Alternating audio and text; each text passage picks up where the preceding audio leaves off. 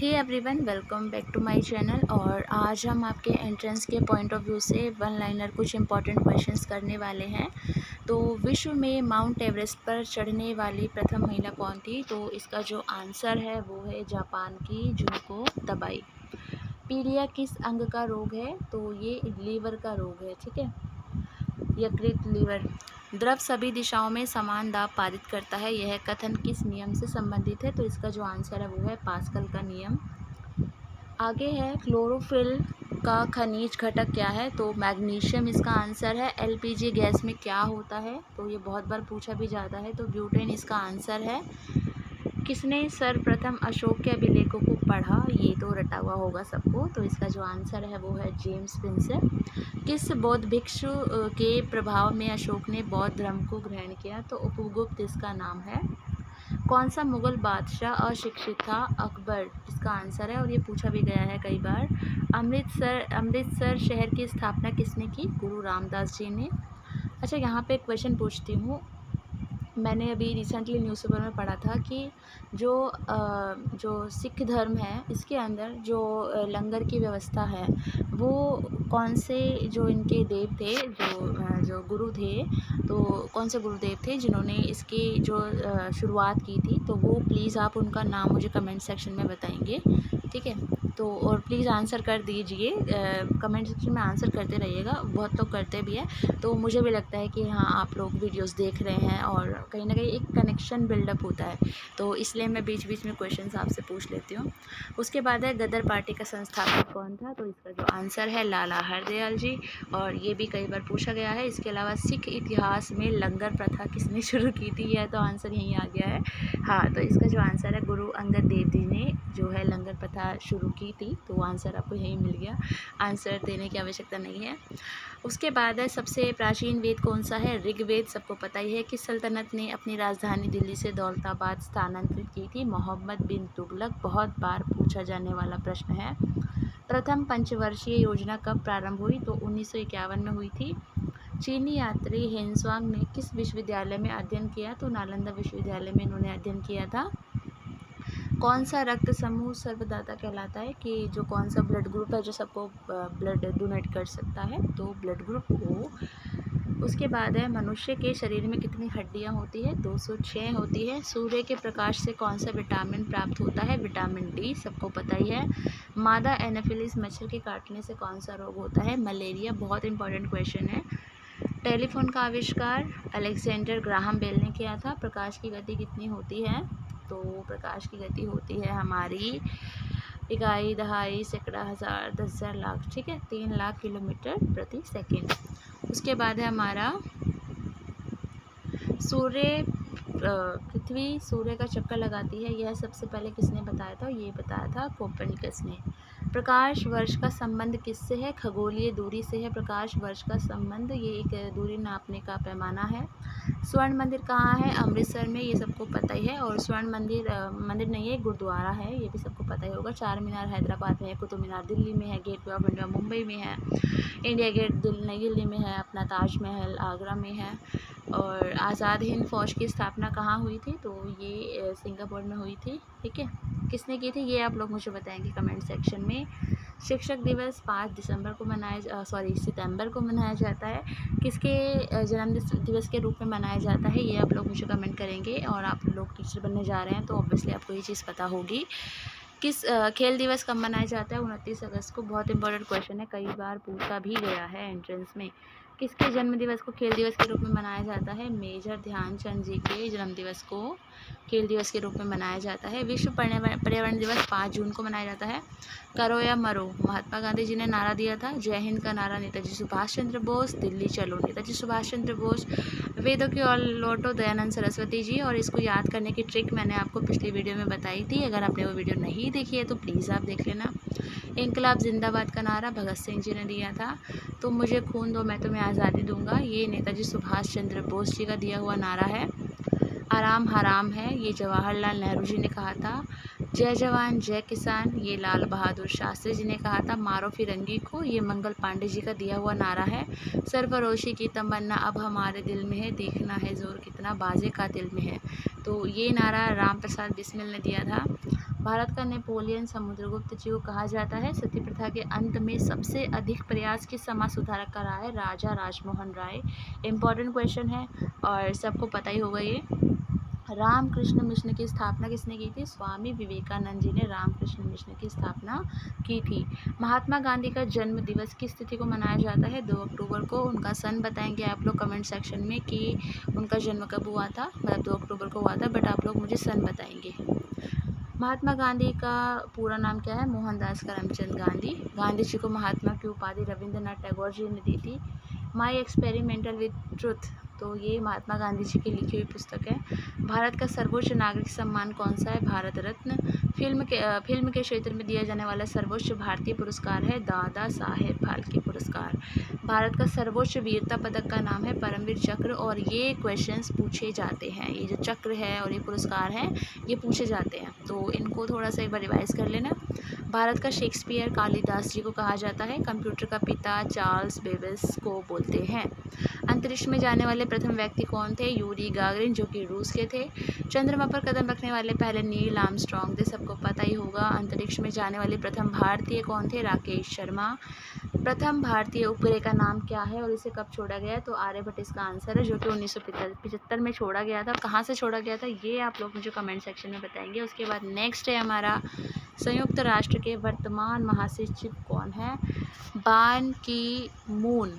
ठीक है, तो अभी ये ओल्ड पीडीएफ है, तो ये अभी चेंज है। ठीक है, तो संयुक्त राष्ट्र के अभी वर्तमान जो महासचिव हैं वो चेंज है हमारे, तो वो कौन है वो आप लोग मुझे प्लीज़ कमेंट सेक्शन में बताइए। मुझे पता है, बट ये आप लोग खुद गूगल पे सर्च कीजिए और प्लीज़ मुझे इसका आंसर बताइए कि अभी करंट में जो यूएनओ है उसके वर्तमान महासचिव कौन है। ठीक है, बान की मून पहले थे, अब नहीं है, तो अभी कौन है वो आप लोग मुझे बताएंगे।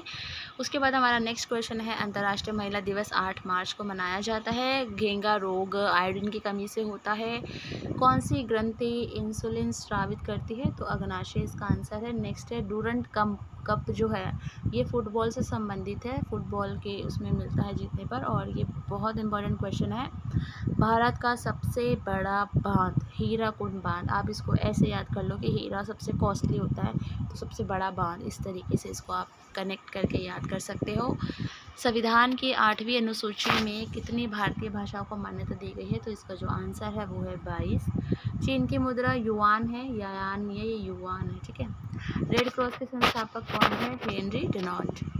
हीमोग्लोबिन की कमी से होने वाला रोग एनीमिया है, और भारत में सबसे ज़्यादा एनीमिया ग्रसित महिलाओं की संख्या है। भारत कोकिला कौन कहलाती है? सरोजनी नायडू। आप ऐसे में समझ लेना कि वो लता मंगेशकर जी कहलाती है। कोकिला वैसे बोलते हैं जिसका स्वर अच्छा हो, गाना अच्छा हो, बट जो भारत की कोकिला है वो सरोजनी नायडू जी को कहा जाता है। दिल्ली में कुतुब मीनार सबको पता ही है, कुतुबुद्दीन ऐबक ने बनवानी शुरू की थी उसको। ठीक है, वो पूरा उसने नहीं बनवाया है, ठीक है, शुरुआत उसने की थी। बनारस हिंदू विश्वविद्यालय के संस्थापक कौन थे? मदन मोहन मालवीय जी। अर्थशास्त्र के लेखक सबको पता ही है, चाणक्य, जो कौटिल्य के नाम से प्रसिद्ध थे। विवेकानंद स्मारक कहाँ पर है? तो ये कन्याकुमारी में है। दक्षेश का मुख्यालय कहाँ पर है? काठमांडू, जो कि नेपाल में है। उसके बाद है, भारत की तटरेखा की लंबाई कितनी है? तो भारत की तटीय रेखा की लंबाई है 7516 किलोमीटर। विश्व में अभ्रमक माइका का सर्वाधिक उत्पादन किस देश में होता है? तो वो है भारत। ठीक है, ये माइका आई थिंक उसमें ब्यूटी प्रोडक्ट्स में यूज़ होता है उसको बनाने में। उसके बाद हमारा ग्रांड ट्रंक रोड किसने बनवाया था? शेरशाह सूरी ने। और ये क्वेश्चन तो ऐसा है ना कि एंट्रेंस के लिए बिल्कुल मतलब रटा हुआ है, उनको तो मतलब बहुत बार पूछा जाता है, बहुत सारे एंट्रेंस। मैंने काफ़ी previous year question paper solve करवाए हैं अलग अलग यूनिवर्सिटीज़ के, तो ये क्वेश्चन कई बार पूछा गया है, तो आप इसको रट लेना। विटामिन बी की कमी से होने वाला रोग? बेरी बेरी, बी से बेरी बेरी, ऐसे करके याद कर लो। विटामिन सी स्कर्वी, ये सबको पता है कौन सी बीमारी होती है। दूध में कौन सा विटामिन नहीं होता है? इन्होंने पूछा है नहीं, तो कुछ ऑप्शन में ऐसा आएगा, तो ये सी आंसर है। सी हमें खट्टी चीज़ों से मिलता है। ठीक है, विटामिन डी की कमी से कौन सा रोग होता है? विटामिन डी की कमी से हमें रिकेट्स नामक रोग होता है। किस विटामिन की कमी से खून का थक्का नहीं जमता? बहुत बार पूछे जाने वाला क्वेश्चन है, तो आपको इसको रट लेना है। तो विटामिन के इसका आंसर है। उसके बाद हमारा है, विटामिन ई की कमी से कौन सा रोग होता है? तो विटामिन ई की कमी से बांझपन आता है। विटामिन सी का रासायनिक नाम क्या है? एस्कॉर्बिक अम्ल। तो ये क्वेश्चन भी पूछा जाता है बार बार। वसा में घुलनशील विटामिन कौन से हैं? तो ए और ई, ये भी पूछा जाता है। साधारण नमक का रासायनिक नाम क्या है? NaCl। हंसाने वाली गैस का रासायनिक नाम क्या है? Nitrous oxide, N20। ठीक है, इसका सूत्र है। और ये क्वेश्चन भी बार बार पूछा जाता है, तो जो क्वेश्चन में ज़्यादा आपको मतलब फोर्सफुली बोल रही हूँ कि हाँ ये पूछे जाते हैं, तो ये मैंने क्वेश्चन पेपर सॉल्व करवाए हुए हैं कई यूनिवर्सिटीज़ के, तो इसलिए मुझे आइडिया है कि कौन कौन से क्वेश्चन रिपीट हुए हैं। तो जो जो मैं बोल रही हूँ उनको एक बार दोबारा से देख लेना, ठीक है। धावन सोडा का रासायनिक नाम क्या है? तो सोडियम कार्बोनेट। ये आई थिंक धोने वाले सोडे की बात हो रही है। पीतल किन दो धातुओं का मिश्रण है? तांबा और जस्ता। ये क्वेश्चन भी पूछा जाता है। कैल्सीफेरॉल किस विटामिन का रासायनिक नाम है? Vitamin D. नेत्रदान में नेत्र के किस भाग का दान किया जाता है? कार्निया। ये भी इम्पोर्टेंट क्वेश्चन है। किस विटामिन में कोबाल्ट होता है? Vitamin B12। कोशिका का पावर हाउस किसे कहते हैं? माइटोकॉन्ड्रिया। ठीक है, माइटोकॉन्ड्रिया। लाल रक्त कणिकाओं का निर्माण हमारे शरीर के किस भाग में होता है? तो अस्थि इसका आंसर है। अस्थि मतलब हड्डी। राष्ट्रीय विज्ञान दिवस 28 फरवरी को मनाया जाता है, किसके उपलक्ष्य में मनाया जाता है? तो ये आप लोग मुझे कमेंट करके बताएंगे, और प्लीज़ कमेंट कर दिया करो प्लीज़। आगे है, ब्लड प्रेशर मापने के लिए किस यंत्र का उपयोग होता है? तो स्पिग्मो मैनोमीटर तो प्रोनाउंसिएशन इसकी, एक मिनट, स्पिग्मो मैनोमीटर। ठीक है, ओके। आगे है, कंप्यूटर की परमानेंट मेमोरी क्या कहलाती है? रोम, रीड ओनली मेमोरी। सॉरी। उसके बाद है, किस अधिवेशन में कांग्रेस उदारवादी और उग्रवादी नामक दो दलों में विभाजित हो गई थी? तो 1907 के सूरत अधिवेशन में। सूरत कहाँ है इंडिया में? ये आप लोग मुझे कमेंट करके बताएंगे। तंजौर का बृहदेश्वर मंदिर किसने बनवाया था? राजा प्रथम चोल ने। मुगल सम्राट अकबर का जन्म कहाँ हुआ था? तो अमरकोट के दुर्ग में। वर्ष 2014 का फुटबॉल विश्व कप किस देश में आयोजित होगा? ब्राज़ील। ये बहुत ओल्ड PDF है, तो ये इतना इम्पोर्टेंट नहीं है। वर्ष 2018, तो ये करंट का क्वेश्चन है, ये भी करंट का क्वेश्चन है, इसको छोड़ो, इसको भी छोड़ो। उसके बाद हाँ, संसद के दोनों सदनों की संयुक्त बैठक की अध्यक्षता कौन करता है? लोकसभा अध्यक्ष। प्रथम लोकसभा स्पीकर कौन थे? तो बहुत इंपॉर्टेंट क्वेश्चन है ये, UPSC में भी पूछा जाता है, तो इसका आंसर सबको पता ही होगा, तो प्लीज़ मुझे कमेंट करना। और ओके, इसका तो मुझे भी रटा हुआ है इसका आंसर। आगे है, भारत के प्रथम लोकसभा अध्यक्ष, अरे इसका तो आंसर यहीं आ गया तो गणेश वासुदेव मावलंकर इसका आंसर है। तो आपको तो आंसर यहीं मिल गया है, बट फिर भी कमेंट कर सकते हो, करना चाहो तो। आगे है, कोई विधेयक धन विधेयक है या नहीं, इसका निर्णय कौन करता है? लोकसभा अध्यक्ष। विश्व का सबसे बड़ा महाद्वीप कौन सा है? तो एशिया इसका आंसर है।